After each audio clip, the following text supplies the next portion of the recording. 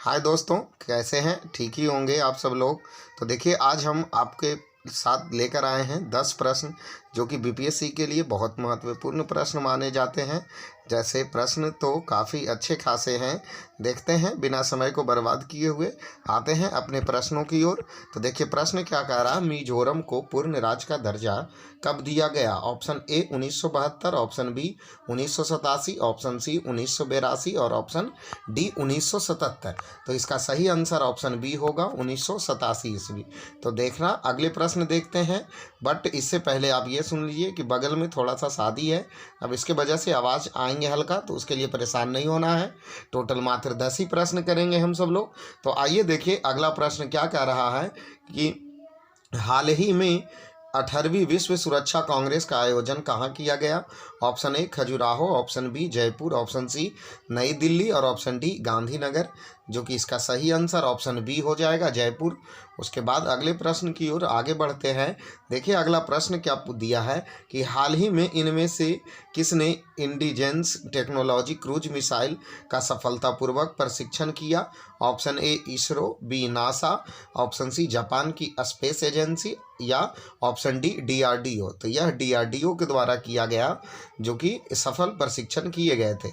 अब आइए अगले प्रश्न देखिए, क्या कह रहा है कि 1665 ईस्वी में शिवाजी और किसके बीच पुरंदर की संधि पर हस्ताक्षर किए गए? Option A Shaista Khan, option B Sardar Man Singh, option C राजा जय सिंह प्रथम और ऑप्शन डी आदिल शाह। तो इसका सही आंसर ऑप्शन सी होगा, राजा जय सिंह प्रथम। उसके बाद आगे आइए, प्रश्न क्या कह रहा है कि हाल ही में दुनिया के सबसे बड़े व अनोखे दिव्यांग पार्क अनुभूति दिव्यांग पार्क की आधारशिला कहाँ रखी गई? Option A Gorakhpur, option B Jabalpur, option C Varanasi, option D Nagpur. जो कि इसका सही आंसर ऑप्शन डी नागपुर होगा।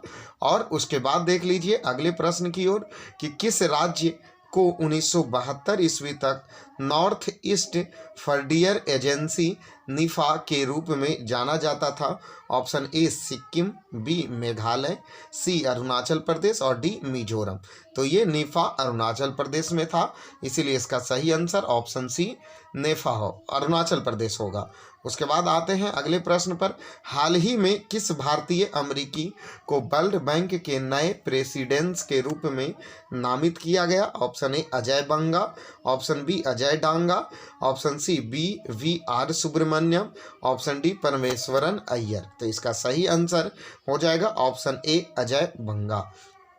उसके बाद आइए अगले प्रश्न क्या कह रहा, उत्तर प्रदेश बजट 2023-24 में मुख्यमंत्री कन्या सुमंगल योजना के तहत कितने करोड़ रुपए का आवंटन किया गया? अर्थात 2050 करोड़, 1250 करोड़, ऑप्शन सी 1050 करोड़ और ऑप्शन डी 1510 करोड़। जो कि इसका सही आंसर ऑप्शन सी होगा, 1050 करोड़ रुपया।